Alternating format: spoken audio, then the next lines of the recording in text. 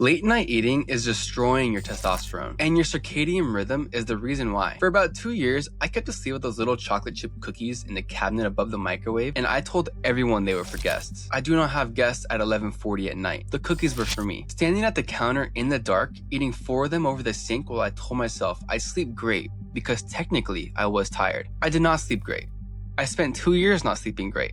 And I blamed my mattress, my job, my age, the temperature of the room, pillow I returned twice, and I never blamed the cookie. What I didn't understand then is that the cookies weren't hurting me because of the sugar or the calories. They were hurting me because of their timing against my circadian clock. Put simply, you have a master clock in your brain. It sits in the hypothalamus, in a cluster of cells called the suprachiasmatic nucleus, and it keeps every system in your body running on roughly a 24-hour cycle called the circadian rhythm. This is basic chronobiology. Your body temperature, blood pressure, insulin sensitivity, cortisol, and the part nobody told me while I was eating cookies over my sink: the timing of when your body actually makes hormones. Newsflash, your body does not produce testosterone at a flat, constant rate around the clock. It makes it in pulses, on a schedule triggered by a luteinizing hormone, and that schedule is set by your circadian clock. And your biological clock doesn't run on its own. It calibrates itself using signals from the outside world. The big one is light. The second one, the one I was personally detonating every night, is food. When you eat, you send a hard timing signal to your liver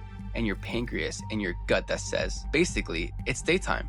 We are active. Stay awake and digest. Your whole metabolic system is built around the assumption that food shows up during the active part of the day and then stops well before the repair part at night. So when I ate 4 of those cookies at 11:40 at night, I was lying to my own internal clock, and the clock believed me the way it believes everyone. Here's where it hits testosterone specifically. Your testosterone isn't one fixed number. It rises and falls on a daily rhythm that's locked tightly to your sleep schedule. Most of your daily production happens while you're asleep, heavily in the first few hours, peaking in the early morning. That's why your levels are highest right when you wake up. That overnight stretch isn't a side effect of sleep. It is your factory floor, where both testosterone and growth hormone get manufactured. And that factory only runs if you actually reach deep, uninterrupted sleep. The slow wave sleep early in the night and the REM that stacks up later. Eve Van Cauter's lab at the University of Chicago ran a study published in JAMA where they restricted healthy young men to 5 hours of sleep for 1 week. Their daytime testosterone dropped by 10 to 15%. These were guys in their 20s, and a single week of short sleep ages their hormone profile by something like 10 to 15 years of normal aging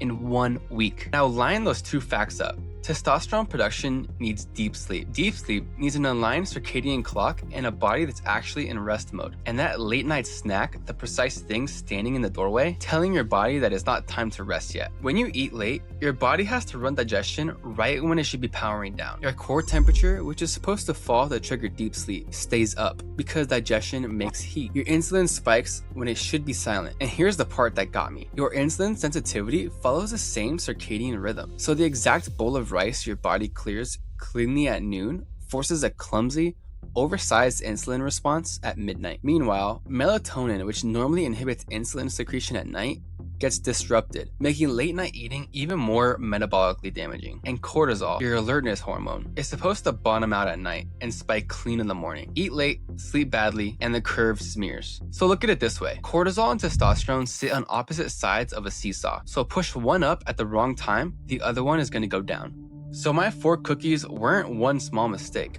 There were 3 mistakes wearing a trench coat. They flattened the deep sleep I needed for testosterone production, they forced an insulin scramble that fought sleep quality, and they smeared the cortisol rhythm, which suppresses testosterone from a second direction. Let me stop the science for a second, because this is the part that actually matters to you, not to a lab in Chicago. Think about the last time you were in bed for a full 8 hours and woke up feeling like you've been hit by a car. You did everything right on paper. You went to bed early, you stayed in bed, and you still woke up foggy, reaching for your coffee before your eyes even focused. Weak in the gym that morning, your usual weight feels heavier than it should. You probably did what I did. You blamed your age, you looked at the mattresses, and you did not think about the thing you ate 3 hours before you fell asleep.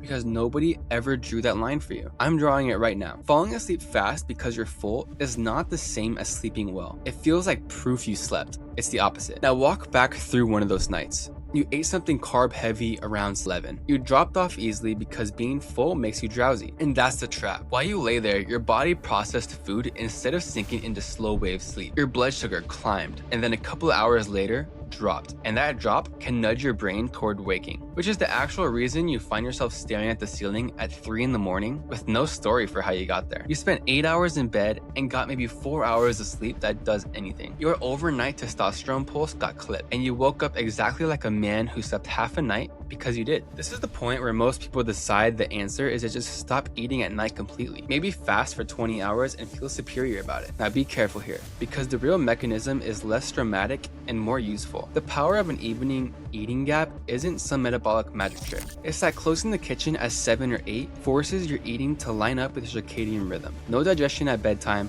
core temperatures drop on a schedule, insulin stays quiet, and the deep sleep window opens clean. The fasting isn't doing something mystical.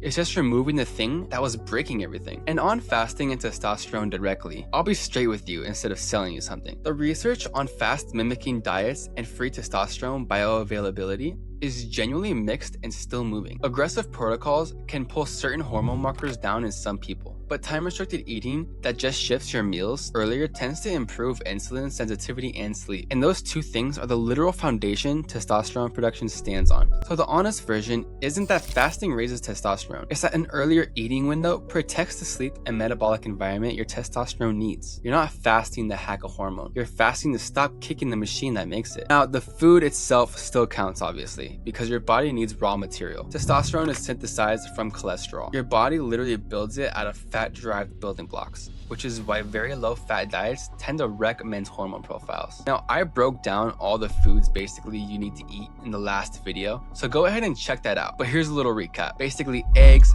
fatty fish, olive oil, avocado, nuts.